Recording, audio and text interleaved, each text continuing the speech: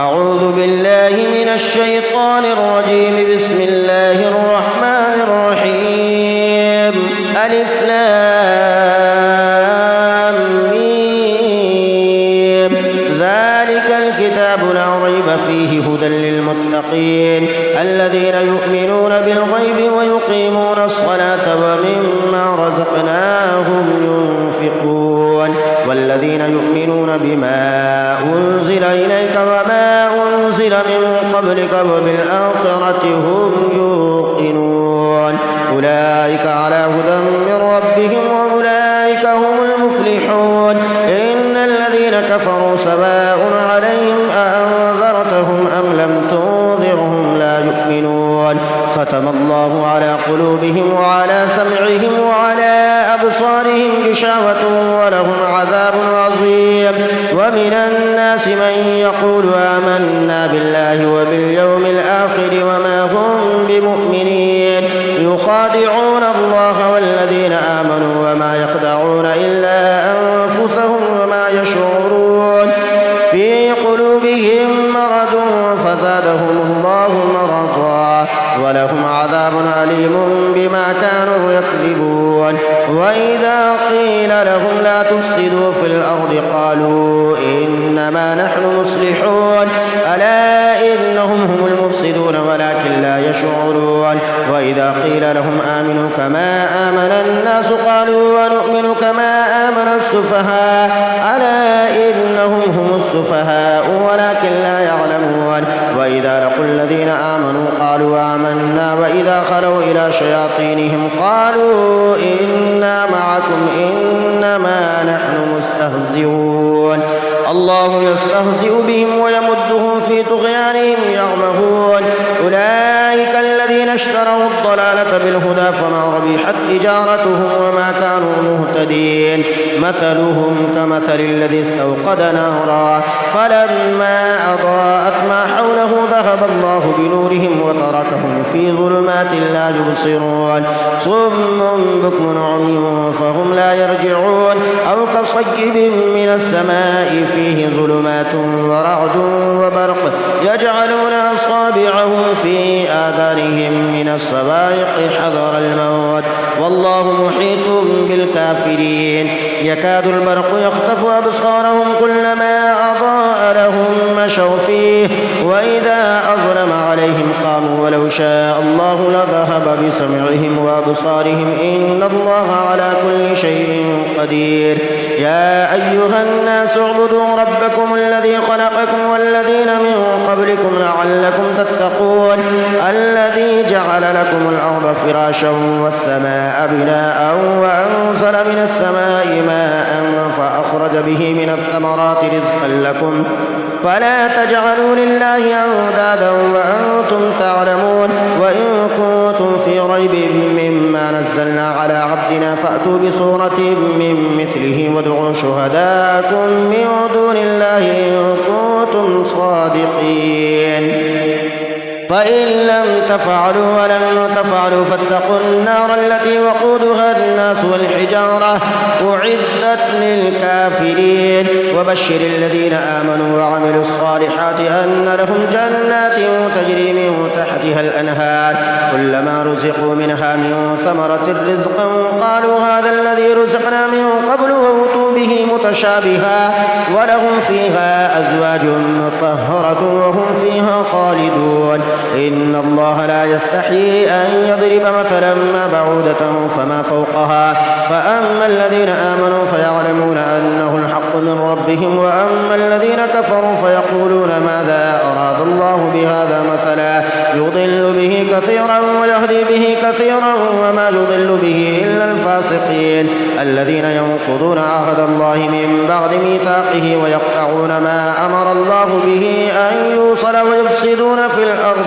أولئك هم الخاسرون. كيف تكفرون بالله وكنتم أمواتا فأحياكم ثم يميتكم ثم يحييكم ثم إليه ترجعون. هو الذي خلق لكم ما في الأرض جميعا ثم استوى إلى السماء فسواهن 7 سماوات وهو بكل شيء عليم. وإذ قال ربك للملائكة إني جاعل في الأرض خليفة قالوا أتجعل فيها من يفسد فيها ويسفك الدماء ونحن نسبح بحمدك ونقدس لك قال إني أعلم ما لا تعلمون. وعلم آدم الأسماء كلها ثم عرضهم على الملائكة فقال أنبئوني بأسماء هؤلاء إن كنتم صادقين. قالوا سبحانك لا علم لنا إلا ما علمتنا إنك أنت العليم الحكيم. قال يا آدم أنبئهم بأسمائهم فلما أنبأهم بأسمائهم قال ألم أقل لكم إني أعلم غيب السماوات والأرض وأعلم ما تبدون وما كنتم تكتمون. وإذ قلنا للملائكة اسجدوا لآدم فسجدوا إلا إبليس أبى واستكبر وكان من الكافرين. وقلنا يا آدم اسكن أنت وزوجك الجنة وكلا منها رغدا حيث شئتما ولا تقربا هذه الشجرة فتكونا من الظالمين. فأزلهما الشيطان عنها فأخرجهما مما كانا فيه وقلنا اهبطوا بعضكم لبعض عدو ولكم في الأرض مستقر ومتاع إلى حين. فتلقى آدم من ربه كلمات فتاب عليه إنه هو التواب الرحيم.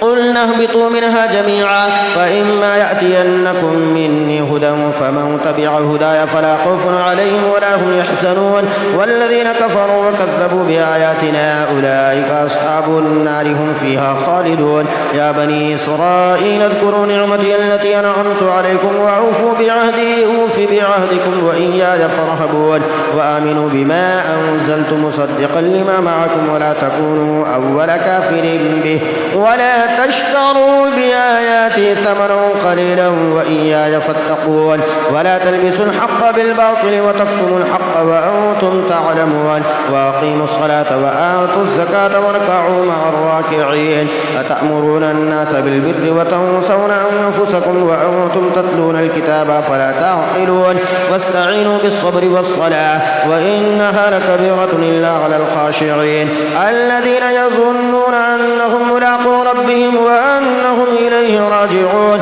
يا بني إسرائيل اذكروا نعمتي التي أنعمت عليكم وأني فضلتكم على العالمين. واتقوا يوما لا تجزي نفس عن نفس شيئا ولا يقبل منها شفاعة ولا يؤخذ منها عدل ولا هم ينصرون. وإذ نجيناكم من آل فرعون يسومونكم سوء العذاب يذبحون أبناءكم ويستحيون نساءكم وفي ذلكم بلاء من ربكم عظيم. وإذ فرقنا بكم البحر فأنجيناكم وأغرقنا آل فرعون وأنتم تنظرون. وإذ وعدنا موسى 40 ليلة ثم اتخذتم العجل من بعده وأنتم ظالمون ثم غفونا عنكم من بعد ذلك لعلكم تشكرون. وإذ آتينا موسى الكتاب والفرقان لعلكم تهتدون. وإذ قال موسى لقومه يا قوم إنكم ظلمتم أنفسكم باتخاذكم العجل فتوبوا إلى بارئكم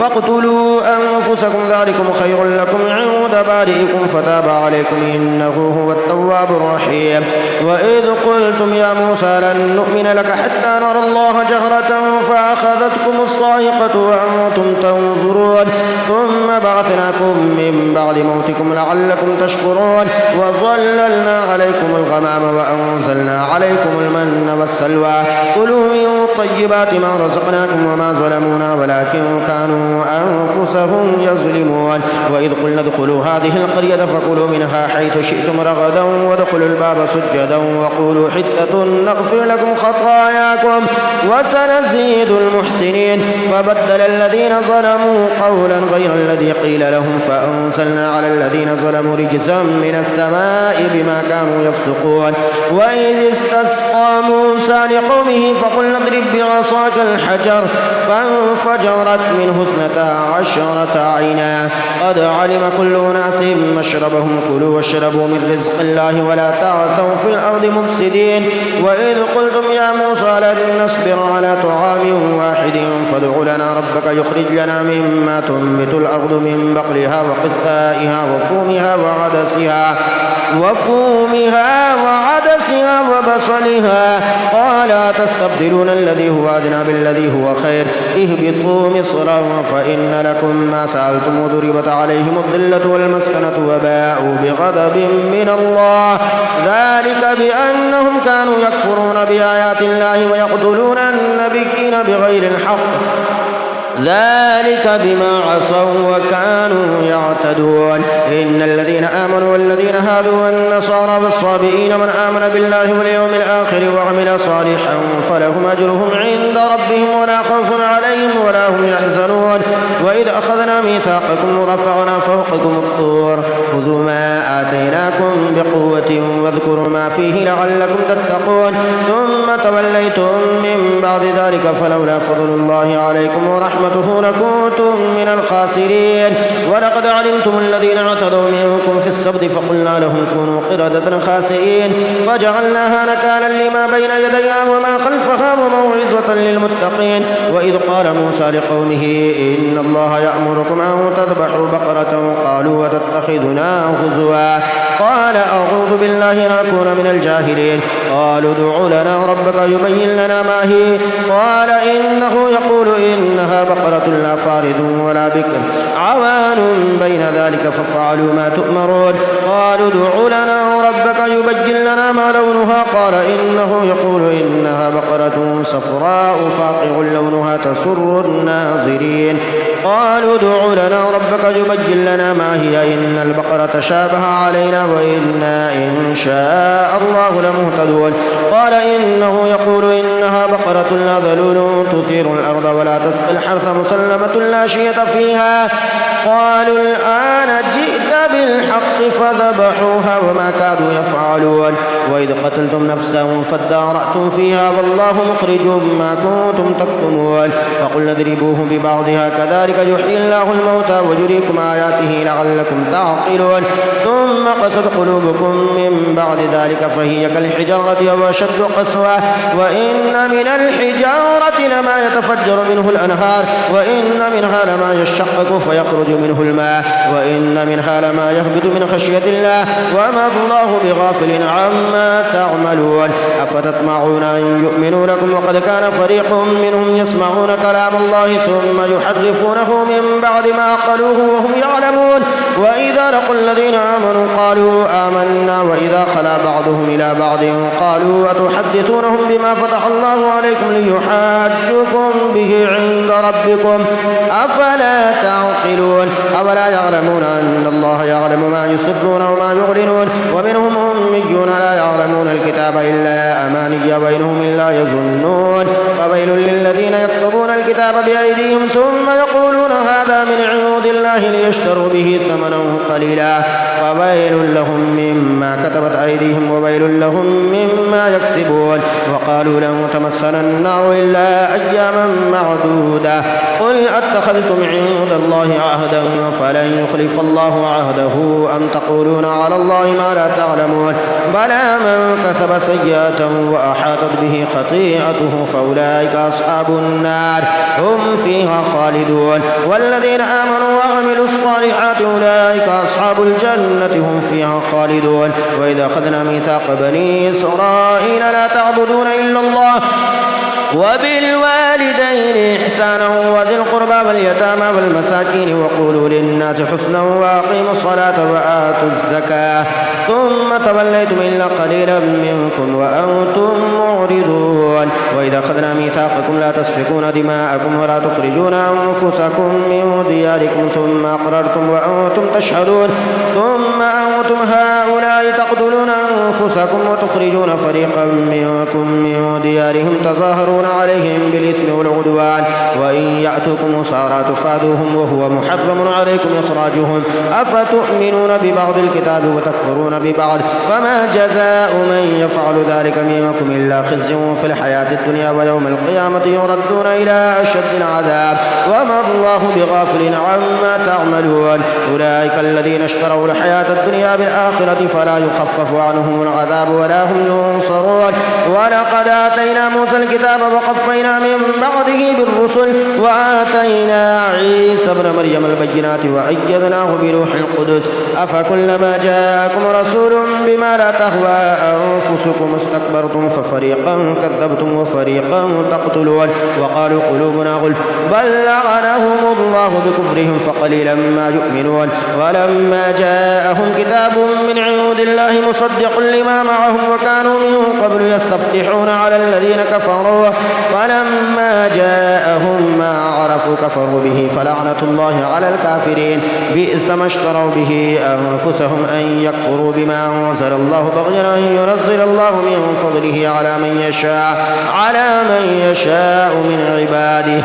فباءوا بغضب على غضب وللكافرين عذاب مهين وإذا قيل لهم آمنوا بما أنزل الله قالوا نؤمن بما أنزل علينا ويكفرون بما وراءه وهو الحق مصدقا لما معهم قل فلم تقتلون أنبياء الله من قبل إن كنتم مؤمنين ولقد جاءكم موسى بالبينات ثم اتخذتم العجل من بعده وأنتم ظالمون وإذ أخذنا ميثاقكم ورفعنا فوقكم الطور خذوا ما آتيناكم بقوة واسمعوا قالوا سمعنا وعصينا وأشربوا في قلوبهم العجل بكفرهم قل بئس ما يأمركم به إيمانكم إن كنتم مؤمنين قل إن كانت لكم الدار الآخرة عند الله خالصة من دون الناس فتمنوا الموت إن كنتم صادقين ولن يتمنوه أبدا بما قدمت أيديهم والله عليم بالظالمين ولتجدنهم أحرص الناس على حياة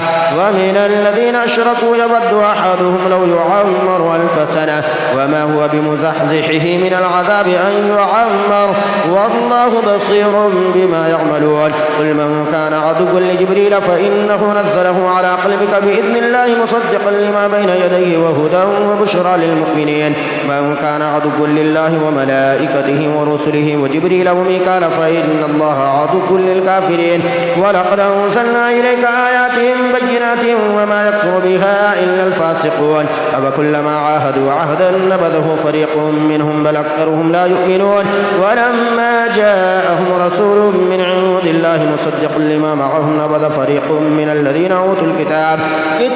الله وراء ظهورهم كأنهم لا يعلمون واتبعوا ما تتلو الشياطين على ملك سليمان وما كفر سليمان ولكن الشياطين كفروا يعلمون الناس السحر وما أنزل على الملكين ببابل هاروت وماروت وما يعلمان من أحد حتى يقولا إنما نحن فتنة فلا تكفر فيتعلمون منهما ما يفرقون به بين المرء وزوجه وما هم بضارين به من أحد إلا بإذن الله ويتعلمون ما يضرهم ولا ينفعهم ولقد علموا لمن اشتراه ما له في الآخرة من خلاق ولبئس ما شروا به أنفسهم لو كانوا يعلمون ولو أنهم آمنوا واتقوا لمثوبة من عند الله خير لو كانوا يعلمون يا أيها الذين آمنوا لا تقولوا راعنا وقولوا انظرنا واسمعوا وللكافرين عذاب أليم ما يود الذين كفروا من أهل الكتاب ولا المشركين أن ينزل عليكم من خير من ربكم والله يختص برحمته من يشاء والله ذو الفضل العظيم ما ننسخ من آية أو ننسها نأتي بخير منها أو مثلها ألم تعلم أن الله على كل شيء قدير ألم تعلم أن الله له ملك السماوات والأرض وما لكم من دون الله من ولي ولا نصير أم تريدون أن تسألوا رسولكم كما سئل موسى من قبل ومن يتبدل الكفر بالإيمان فقد ضل سواء السبيل ود كثير من أهل الكتاب لو يردونكم من بعد إيمانكم كفارا حسدا من عند أنفسهم من بعد ما تبين لهم الحق فاعفوا واصفحوا حتى يأتي الله بأمره إن الله على كل شيء قدير وأقيموا الصلاة وآتوا الزكاة وما تقدموا لأنفسكم من خير تجدوه عند الله إن الله بما تعملون بصير وقالوا لن يدخل الجنة إلا من كان هودا أو نصارى تلك أمانيهم قل هاتوا برهانكم إن كنتم صادقين بلى من أسلم وجهه لله وهو محسن فله أجره عند ربه ولا خوف عليهم ولا هم يحزنون وقالت اليهود ليست النصارى على شيء وقالت النصارى ليست اليهود على شيء وهم يتلون الكتاب كذلك قال الذين لا يعلمون مثل قولهم فالله يحكم بينهم يوم القيامة فيما كانوا فيه يختلفون ومن أظلم ممن منع مساجد الله أن يذكر فيها اسمه وسعى في خرابها أولئك ما كان لهم أن يدخلوها إلا خائفين لهم في الدنيا خزي ولهم في الآخرة عذاب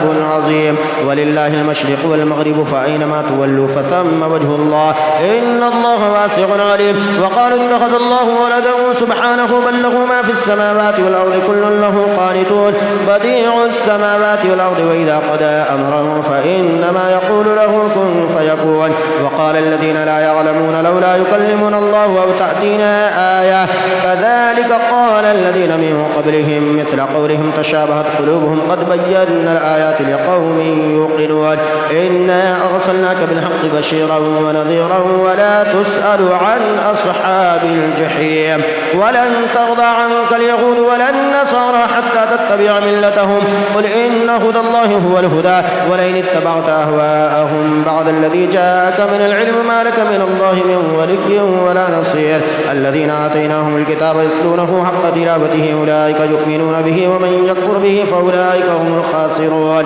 يا بني إسرائيل اذكروا نعمتي التي أنعمت عليكم وأني فضلتكم على العالمين واتقوا يوما لا تجزي نفس عن نفس شيئا ولا يقبل منها عدل ولا تنفعها شفاعة ولا هم ينصرون وإذ ابتلى إبراهيم ربه بكلمات فأتمهن قال إني جاعلك للناس إماما قال ومن ذريتي قال لا ينال عهد الظالمين وإذ جعلنا البيت مثابة للناس وأمنا واتخذوا من مقام إبراهيم مصلى وعاهدنا إلى إبراهيم وإسماعيل أن طهرا بيتي للطائفين والعاكفين والركع السجود وإذ قال إبراهيم رب اجعل هذا بلدا آمنا وارزق أهله من الثمرات من آمن منهم بالله واليوم الآخر قال ومن كفر فأمتعه قليلا ثم أضطره إلى عذاب النار وبئس المصير وإذ يرفع إبراهيم القواعد من البيت وإسماعيل ربنا تقبل منا إنك أنت السميع العليم ربنا واجعلنا مسلمين لك ومن ذريتنا أمة مسلمة لك وأرنا مناسكنا وتب علينا إنك أنت التواب الرحيم ربنا وابعث فيهم رسولا منهم يتلو عليهم آياتك ويعلمهم الكتاب والحكمة ويزكيهم إنك أنت العزيز الحكيم ومن يرغب عن ملة إبراهيم إلا من سفه نفسه ولقد اصطفيناه في الدنيا وإنه في الآخرة لمن الصالحين إذ قال له ربه أسلم قال أسلمت لرب العالمين ووصى بها إبراهيم بنيه ويعقوب يا بني إن الله اصطفى لكم الدين فلا تموتن إلا وأنتم مسلمون أم كنتم شهداء إذ حضر يعقوب الموت إذ قال لبنيه ما تعبدون من بعدي قالوا نعبد إلهك وإله آبائك إبراهيم وإسماعيل وإسحاق إلها واحدا ونحن له مسلمون تلك أمة قد خلت لها ما كسبت ولكم ما كسبتم ولا تسألون عما كانوا يعملون وقالوا كونوا هودا أو نصارى تهتدوا قل بل ملة إبراهيم حنيفا وما كان من المشركين قولوا آمنا بالله وما أنزل إلينا وما أنزل إلى إبراهيم وإسماعيل وإسحاق ويعقوب والأسباط وما أوتي موسى وعيسى وما أوتي النبيون من ربهم لا نفرق بين أحد منهم ونحن له مسلمون فإن آمنوا بمثل ما آمنتم به فقد اهتدوا وإن تولوا فإنما هم في شقاق فسيكفيكهم الله وهو السميع العليم صبغة الله ومن أحسن من الله صبغة ونحن له عابدون قل أتحاجوننا في الله وهو ربنا وربكم ولنا أعمالنا ولكم أعمالكم ونحن له مخلصون أم تقولون إن إبراهيم وإسماعيل وإسحاق ويعقوب والأسباط كانوا هودا أو نصارى قل أأنتم أعلم أم الله ومن أظلم ممن كتم شهادة عنده من الله وما الله بغافل عما تعملون تلك أمة قد خلت لها ما كسبت ولكم ما كسبتم ولا تسألون عما كانوا يعملون سيقول السفهاء من الناس ما بلاهم عن قبلتهم التي كانوا عليها قل لله المشرق والمغرب يهدي من يشاء إلى صراط مستقيم وكذلك جعلناكم أمة وسطا لتكونوا شهداء على الناس ويكون الرسول عليكم شهيدا وما جعلنا القبلة التي كنت عليها إلا لنعلم من يتبع الرسول ممن ينقلب على عقبيه وإن كانت لكبيرة إلا على الذين هدى الله وما كان الله ليضيع إيمانكم إن الله بالناس لرؤوف رحيم قد نرى تقلب وجهك في السماء فلنولينك قبلة ترضاها فول وجهك شطر المسجد الحرام وحيث ما كنتم فولوا وجوهكم شطره وإن الذين أوتوا الكتاب لا يعلمون أنه الحق من ربهم وما الله بغافل عما يعملون ولئن أتيت الذين أوتوا الكتاب بكل آية ما تبعوا قبلتك وما أنت بتابع قبلتهم وما بعضهم بتابع قبلة بعض ولئن اتبعت أهواءهم من بعد ما جاءك من العلم إنك إذا لمن الظالمين الذين آتيناهم الكتاب يعرفونه كما يعرفون أبناءهم وإن فريقا منهم لا يكتمون الحق وهم يعلمون الحق من ربك فلا تكونن من الممترين ولكل وجهة هو موليها فاستبقوا الخيرات أينما تكونوا يأتي بكم الله جميعا إن الله على كل شيء قدير ومن حيث خرجت فول وجهك شطر المسجد الحرام وإنه للحق من ربك وما الله بغافل عما تعملون ومن حيث خرجت فول وجهك شطر المسجد الحرام وحيث ما كنتم فولوا وجوهكم شطره لئلا يكون للناس عليكم حجة إلا الذين ظلموا منهم فلا تخشوهم واخشوني ولأتم نعمتي عليكم ولعلكم تهتدون فما أرسلنا فيكم رسولا منكم يتلو عليكم آياتنا ويزكيكم ويعلمكم الكتاب والحكمة ويعلمكم ما لم تكونوا تعلمون فاذكروني أذكركم واشكروا لي ولا تكفرون يا أيها الذين آمنوا استعينوا بالصبر والصلاة إن الله مع الصابرين ولا تقولوا لمن يقتل في سبيل الله أموات بل أحياء ولكن لا تشعرون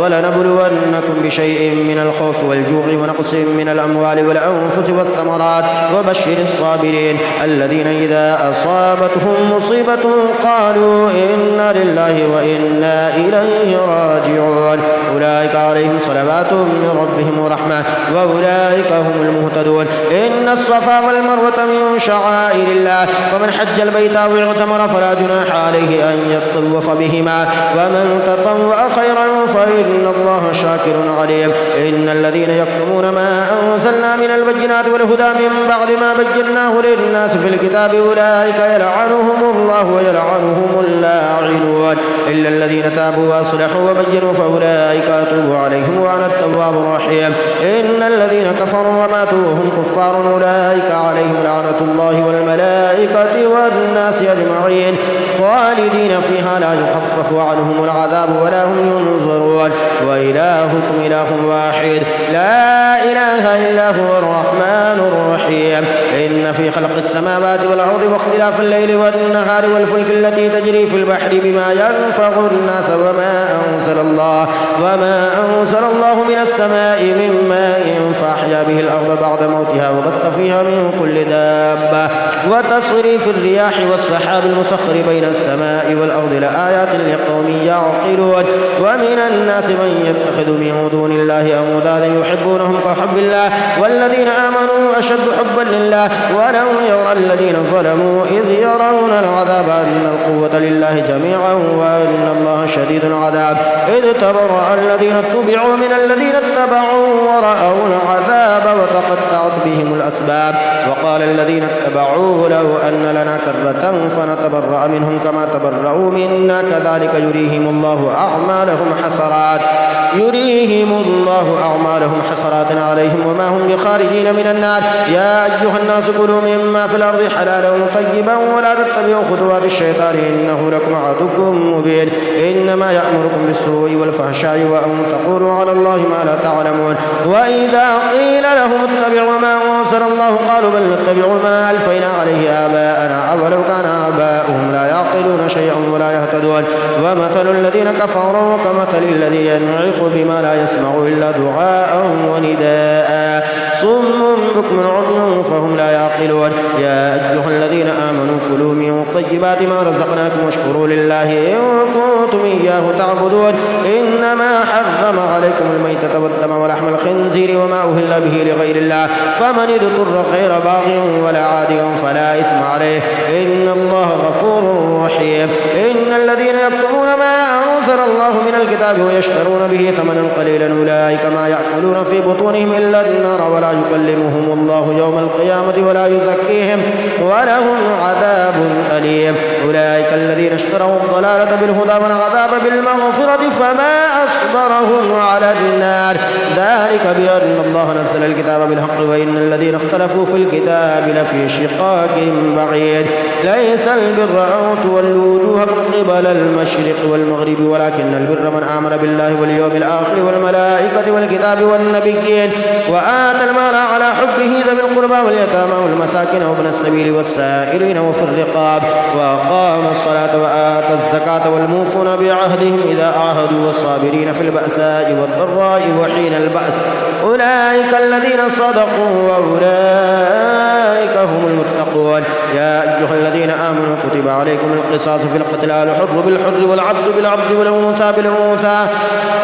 فمن عفي له من أخيه شيء فاتباع بالمعروف وأداء إليه بإحسان ذلك تخفيف من ربكم ورحمة فمن اعتدى بعد ذلك فله عذاب أليم. ولكم في القصاص حياة يا أولي الألباب لعلكم تتقون. كتب عليكم إذا حضر أحدكم الموت إن ترك خيرا الوصية للوالدين والأقربين بالمعروف حقا على المتقين فمن بدله بعدما سمعه فإنما إثمه على الذين يبدلونه إن الله سميع عليم. فمن خاف من موص جنفا أو إثما فأصلح بينهم فلا إثم عليه إن الله غفور رحيم. يا أيها الذين آمنوا كتب عليكم الصيام كما كتب على الذين من قبلكم لعلكم تتقون أياما معدودات فمن كان منكم مريضا أو على سفر فعدة من أيام أخر وعلى الذين يطيقونه فدية طعام مسكين فمن تطوع خيرا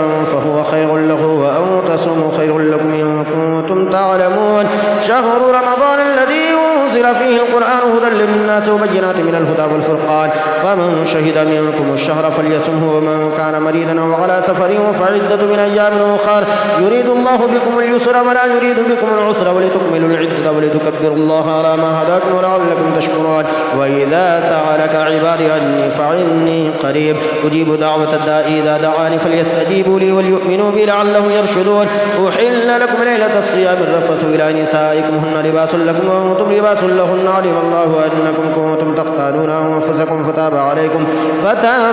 وعفى عنكم فالآن باشروهن وابتغوا ما كتب الله لكم وكلوا واشربوا حتى يتبين لكم الخيط الأبيض من الخيط الأسود من الفجر ثم أتموا الصيام إلى الليل ولا تباشروهن وأنتم عاكفون في المساجد تلك حدود الله فلا تقربوها كذلك يبين الله آياته للناس لعلهم يتقون. ولا تأكلوا أموالكم بينكم بالباطل وتدلوا بها إلى الحكام لتأكلوا فريقا من أموال الناس بالإثم وأنتم تعلمون. يسألونك عن الأهلة قل هي مواقيت للناس والحج وليس البر بأن تأتوا البيوت من ظهورها ولكن البر من اتقى وأتوا البيوت من أبوابها واتقوا الله لعلكم تفلحون. وقاتلوا في سبيل الله الذين يقاتلونكم ولا تعتدوا إن الله لا يحب المعتدين. واقتلوهم حيث ثقفتموهم وأخرجوهم من حيث أخرجوكم والفتنة أشد من القتل ولا تقاتلوهم عند المسجد الحرام حتى يقاتلوكم فيه فإن قاتلوكم فاقتلوهم كذلك جزاء الكافرين فإن انتهوا فإن الله غفور رحيم وقاتلوهم حتى لا تكون فتنة ويكون الدين لله فإن انتهوا فلا عدوان إلا على الظالمين الشهر الحرام بالشهر الحرام والحرمات قصاص فمن اعتدى عليكم فاعتدوا عليه بمثل ما اعتدى عليكم واتقوا الله واعلموا أن الله مع المتقين وأنفقوا في سبيل الله ولا تلقوا بأيديكم إلى التهلكة وأحسنوا إن الله يحب المحسنين وأتموا الحج والعمرة لله فإن أحصرتم فما استيسر من الهدي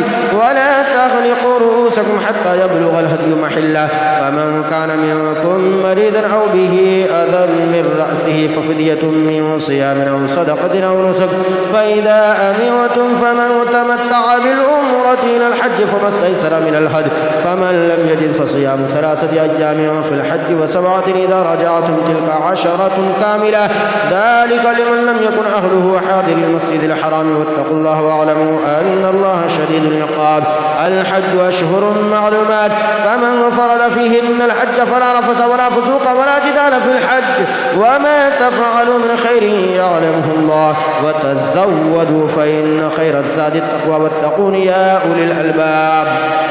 ليس عليكم جناح أن تبتغوا فضلا من ربكم فإذا أفضتم من عرفات فاذكروا الله عند المشعر الحرام واذكروه كما هداكم وإن كنتم من قبله لمن الضالين ثم أفيضوا من حيث أفاض الناس واستغفروا الله إن الله غفور رحيم فإذا قضيتم مناسككم فاذكروا الله كذكركم آباءكم أو أشد ذكرا ومن الناس من يقول ربنا آتنا في الدنيا وما له في الآخرة من خلاق ومنهم من يقول ربنا آتنا في الدنيا حسنة وفي الآخرة حسنة وقنا عذاب النار أولئك لهم نصيب مما كسبوا والله سريع الحساب واذكروا الله في أيام معدودات فمن تعجل في يومين فلا إثم عليه ومن تأخر فلا إثم عليه لمن اتقى واتقوا الله واعلموا أنكم إليه تحشرون ومن الناس من يعجبك قوله في الحياة الدنيا ويشهد الله على ما في قلبه وهو لد الخصام وإذا تولى سعى في الأرض ليفسد فيها ويهلك الحرث والنسل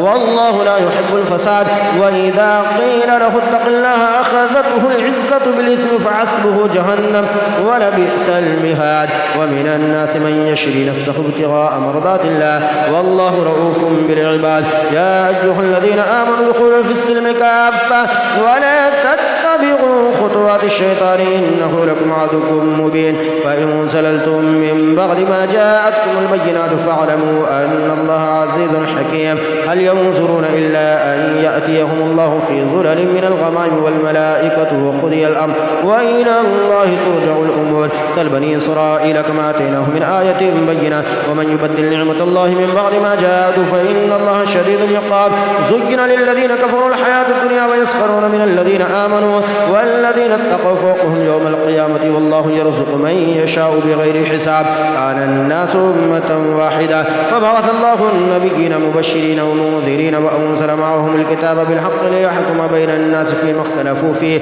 وما اختلف فيه إلا الذين أوتوه من بعد ما جاءتهم البينات بغيا بينهم فهدى الله الذين آمنوا لما اختلفوا فيه من الحق بإذنه والله يهدي من يشاء إلى صراط مستقيم أم حسبتم أن تدخلوا الجنة ولما يأتكم مثل الذين خلوا من قبلكم مستهم البأساء والضراء وزلزلوا حتى يقول الرسول والذين آمنوا معه متى نصر الله ألا إن نصر الله قريب يسألونك ماذا ينفقون قل ما أنفقتم من خير فللوالدين والأقربين واليتامى والمساكين وابن السبيل وما تفعلوا من خير فإن الله به عليم كتب عليكم القتال وهو كره لكم وعسى أن تكرهوا شيئا وهو خير لكم وعسى أن تحبوا شيئا وهو شر لكم والله يعلم وأنتم لا تعلمون يسألونك عن الشهر الحرام قتال فيه قل قتال فيه كبير وصد عن سبيل الله وكفر به والمسجد الحرام وإخراج أهله منه أكبر عند الله والفتنة أكبر من القتل ولا يزالون يقاتلونكم حتى يردوكم عن دينكم إن استطاعوا ومن يرتد منكم عن دينه فيمت وهو كافر فأولئك حبطت أعمالهم في الدنيا والآخرة وأولئك أصحاب النار هم فيها خالدون إن الذين آمنوا والذين هاجروا وجاهدوا في سبيل الله أولئك يرجون رحمة الله والله غفور رحيم. يسألونك عن الخمر والميسر قل فيهما إثم كبير ومنافع للناس وإثمهما أكبر من نفعهما ويسألونك ماذا ينفقون قل العفو كذلك يبين الله لكم الآيات لعلكم تتفكرون في الدنيا والآخرة. ويسألونك عن اليتامى قل إصلاح لهم خير وإن تخالطوهم فإخوانكم والله يعلم المفسد من المصلح ولو شاء الله لأعنتكم إن الله عزيز حكيم. ولا تنكحوا المشركات حتى يؤمن ولأمة مؤمنة خير من مشركة ولو أعجبتكم ولا تنكحوا المشركين حتى يؤمنوا ولعبد مؤمن خير من مشرك ولو أعجبكم أولئك يدعون إلى النار والله يدعو إلى الجنة والمغفرة بإذنه ويبين آياته للناس لعلهم يتذكرون. ويسألونك عن المحيض قل هو أذى فاعتزلوا النساء في المحيض ولا تقربوهن حتى يطهرن فإذا تطهرن فأتوهن من حيث أمركم الله إن الله يحب التوابين ويحب المتطهرين. نساؤكم حرث لكم فأتوا حرثكم أن شئتم وقدموا لأنفسكم واتقوا الله واعلموا أنكم ملاقوه وبشر المؤمنين. ولا تجعلوا الله عرضة لأيمانكم أن تبروا وتتقوا وتصلحوا بين الناس والله سميع عليم. لا يؤاخذكم الله باللغو في أيمانكم ولكن يؤاخذكم بما كسبت قلوبكم والله غفور حليم. للذين يؤلون من نسائهم تربص 4 أشهر فإن فاءوا فإن الله غفور رحيم وإن عزموا الطلاق فإن الله سميع عليم. والمطلقات يتربصن بأنفسهن 3 قروء ولا يحل لهن أن يكتمن ما خلق الله في أرحامهن إن كن يؤمن بالله واليوم الآخر وبعولتهن أحق بردهن في ذلك إن أرادوا إصلاحا ولهن مثل الذي عليهن بالمعروف وللرجال عليهن درجة والله عزيز حكيم. الطلاق 2 فإمساك بمعروف أو تسريح بإحسان ولا يحل لكم أن تأخذوا مما آتيتموهن شيئا إلا أن يخافا ألا يقيما حدود الله فإن خفتم ألا يقيما حدود الله فلا جناح عليهما فيما افتدت به تلك حدود الله فلا تعتدوها ومن يتعد حدود الله فأولئك هم الظالمون. فإن طلقها فلا تحل له من بعد حتى تنكح زوجا غيره فإن طلقها فلا جناح عليهما أن يتراجعا إن ظنا أن يقيما حدود الله وتلك حدود الله يبينها لقوم يعلمون. وإذا طلقتم النساء فبلغن أجلهن فأمسكوهن بمعروف أو سرحوهن بمعروف ولا تمسكوهن ضرارا لتعتدوا ومن يفعل ذلك فقد ظلم نفسه. ولا تتخذوا آيات الله هزوا واذكروا نعمة الله عليكم وما أنزل عليكم من الكتاب والحكمة يعظكم به واتقوا الله واعلموا أن الله بكل شيء عليم. وإذا طلقتم النساء فبلغن أجلهن فلا تعضلوهن أن ينكحن أزواجهن إذا تراضوا بينهم بالمعروف ذلك يوعظ به من كان منكم يؤمن بالله واليوم الآخر ذلكم أزكى لكم وأطهر والله يعلم وأنتم لا تعلمون. والوالدات يرضعن أولادهن حولين كاملين لمن أراد أن يتم الرضاعة وعلى المولود له رزقهن وكسوتهن بالمعروف لا تكلف نفس إلا وسعها لا تضار والدة بولدها ولا مولود له بولده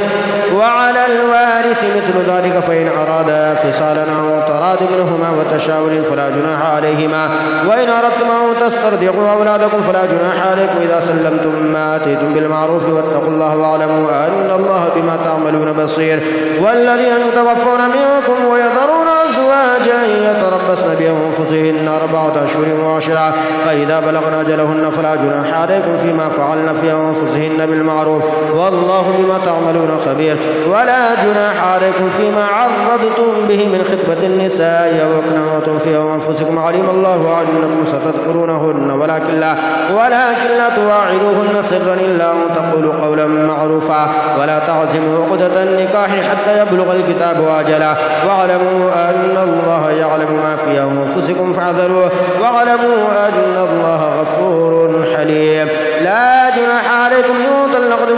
النساء ما لم تمسوهن أو تفرضوا لهن فريضة ومتعوهن على الموسع قدره وعلى المقدر قدره متاعا بالمعروف حقا على المحسنين. وإن طلقتموهن من قبل أن تمسوهن وقد فرضتم لهن فريضة فنصف ما فرضتم إلا أن يعفون أو يعفو الذي بيده عقدة النكاح وأن تعفوا أقرب للتقوى ولا تنسوا الفضل بينكم إن الله بما تعملون بصير. حافظوا على الصلوات والصلاة الوسطى وقوموا لله قانتين. فإن خفتم فرجالا أو ركبانا فإذا أمنتم فاذكروا الله كما علمكم ما لم تكونوا تعلمون. والذين يتوفون منكم ويذرون أزواجا وصية لأزواجهم متاعا إلى الحول غير إخراج فإن خرجن فلا جناح عليكم فيما فعلن في أنفسهن من معروف والله عزيز حكيم. وللمطلقات متاع بالمعروف حقا على المتقين كذلك يبين الله لكم آياته لعلكم تعقلون. ألم تر إلى الذين خرجوا من ديارهم وهم ألوف حذر الموت فقال لهم الله موتوا ثم أحياهم إن الله لذو فضل على الناس ولكن أكثر الناس لا يشكرون. وقاتلوا في سبيل الله واعلموا أن الله سميع عليم. من ذا الذي يقرض الله قرضا حسنا فيضاعفه له أضعافا كثيرة والله يقبض ويبسط وإليه ترجعون. ألم تر إلى الملأ من بني إسرائيل من بعد موسى إذ قالوا لنبي لهم ابعث لنا ملكا نقاتل في سبيل الله قال هل عسيتم إن كتب عليكم القتال ألا تقاتلوا قالوا وما لنا ألا نقاتل في سبيل الله وقد أخرجنا من ديارنا وأبنائنا فلما كتب عليهم القتال تولوا إلا قليلا منهم والله عليم بالظالمين. وقال لهم نبيهم إن الله قد بعث لكم طالوت ملكا قالوا أنى يكون له الملك علينا ونحن أحق بالملك منه ولم يؤت سعة من المال قال إن الله اصطفاه عليكم وزاده بسطة في العلم والجسم والله يؤتي ملكه من يشاء والله واسع عليم. وقال لهم نبيهم إن آية ملكه أن يأتيكم التابوت فيه سكينة من ربكم وبقية مما ترك آل موسى وآل هارون تحمله الملائكة إن في ذلك لآية لكم إن كنتم مؤمنين. فلما فصل طالوت بالجنود قال إن الله مبتليكم بنهر فمن شرب منه فليس مني ومن لم يطعمه فإنه مني إلا من اغترف غرفة بيده فشربوا منه إلا قليلا منهم فلما جاوزه هو والذين آمنوا معه قالوا لا طاقة لنا اليوم بجالوت وجنوده قال الذين يظنون أنهم ملاقو الله كم من فئة قليلة غلبت فئة كثيرة بإذن الله والله مع الصابرين. ولما برزوا لجالوت وجنوده قالوا ربنا أفرغ علينا صبرا وثبت أقدامنا وانصرنا على القوم الكافرين فهزموهم بإذن الله. وقتل داود جالوت وآتاه الله الملك والحكمة وعلمه مما يشاء ولولا دفع الله الناس بعضهم ببعض لفسدت الأرض ولكن الله ذو فضل على العالمين. تلك آيات الله نتلوها عليك بالحق وإنك لمن المرسلين. تلك الرسل فضلنا بعضهم على بعض منهم من كلم الله ورفع بعضهم درجات وآتينا عيسى ابن مريم البينات وأيدناه بروح القدس ولو شاء الله ما اقتتل الذين من بعدهم من بعد ما جاءتهم البينات ولكن اختلفوا فمنهم من آمن ومنهم من كفر ولو شاء الله ما اقتتلوا ولكن الله يفعل ما يريد. يا أيها الذين آمنوا أنفقوا مما رزقناكم من قبل أن يأتي يوم لا بيع فيه ولا خلة ولا شفاعة والكافرون هم الظالمون. الله لا إله إلا هو الحي القيوم لا تأخذه سنة ولا نوم له ما في السماوات وما في الأرض من ذا الذي يشفع عنده إلا بإذنه يعلم ما بين أيديهم وما خلفهم ولا يحيطون بشيء من علمه إلا بما شاء وسع كرسيه السماوات والأرض ولا يؤوده حفظهما وهو العلي العظيم. لا إكراه في الدين قد تبين الرشد من الغي فمن يكفر بالطاغوت ويؤمن بالله فقد استمسك بالعروة الوثقى لا انفصام لها والله سميع عليم. الله ولي الذين آمنوا يخرجهم من الظلمات إلى النور والذين كفروا أولياؤهم الطاغوت يخرجونهم من النور إلى الظلمات أولئك أصحاب النار هم فيها خالدون. ألم تر إلى الذي حاج إبراهيم في ربه أن آتاه الله الملك إذ قال إبراهيم ربي الذي يحيي ويميت قال أنا أحيي وأميت قال إبراهيم فإن الله يأتي بالشمس من المشرق فأت بها من المغرب فبهت الذي كفر والله لا يهدي القوم الظالمين. أو كالذي مر على قرية وهي خاوية على عروشها قال أنا يحيي هذه الله بعد موتها فأماته الله 100 عام ثم بعثه قال كم لبثت قال لبثت يوما أو بعض يوم قال بل لبثت 100 عام فانظر إلى طعامك وشرابك لم يتسنى وانظر إلى حمارك ولنجعلك آية للناس وانظر إلى العظام كيف ننشزها ثم نكسوها لحما فلما تبين له قال أعلم أن الله على كل شيء قدير. وإذ قال إبراهيم ربي أرني كيف تحيي الموتى قال ولم تؤمن قال بلى ولكن ليطمئن قلبي قال فخذ 4 من الطير فصرهن إليك ثم اجعل على كل جبل منهن جزءا ثم ادعوهن يأتينك سعيا واعلم أن الله عزيز حكيم. مثل الذين ينفقون أموالهم في سبيل الله كمثل حبة أنبتت 7 سنابل في كل سنبلة 100 حبة والله يضاعف لمن يشاء والله واسع عليم. الذين ينفقون أموالهم في سبيل الله ثم لا يتبعون ما أنفقوا منا ولا ذلهم أجرهم عند ربهم ولا خوف عليهم ولا هم يحزنون قول معروف ومغفرة خير من صدقة يتبعها أذى والله غني حليم. يا أيها الذين آمنوا لا تبطلوا صدقاتكم بالمن والأذى كالذي ينفق ماله رئاء الناس ولا يؤمن بالله واليوم الآخر فمثله كمثل صفوان عليه تراب فأصابه وابل فتركه صلدا لا يقدرون على شيء مما كسبوا الله لا يهدي القوم الكافرين. ومثل الذين ينفقون أموالهم ابتغاء مرضات الله وتثبيتا من أنفسهم كمثل جنة بربوة أصابها وابل فآتت أكلها ضعفين فإن لم يصبها وابل فطل والله بما تعملون بصير. أيود أحدكم أن تكون له جنة من نخيل وعناب تجري من تحتها الأنهار له فيها من كل الثمرات وأصابه الكبر وله ذرية ضعفاء فأصابها إعصار فيه نار فاحترقت كذلك يبين الله لكم الآيات لعلكم تتفكرون. يا أيها الذين آمنوا أنفقوا من طيبات ما كسبتم ومما أخرجنا لكم من الأرض ولا تيمموا الخبيث منه تنفقون ولستم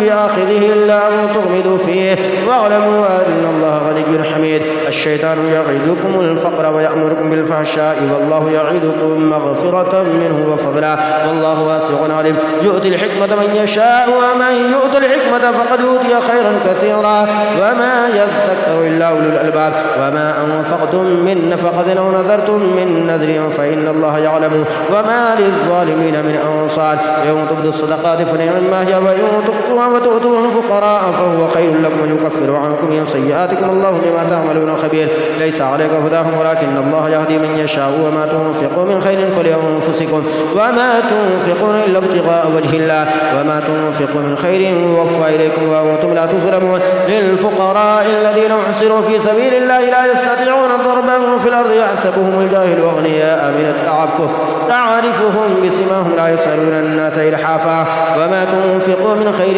فإن الله به عليم. الذين ينفقون أموالهم بالليل والنهار سرا وعلانية فلهم أجرهم عند ربهم ولا خوف عليهم ولا هم يحزنون. الذين يأكلون الربا لا يقومون إلا كما يقوم الذي يتخبطه الشيطان من المس ذلك بأنهم قالوا إنما البيع مثل الربا وأحل الله البيع وحرم الربا فمن جاءه موعظة من ربه فانتهى فله ما سلف وأمره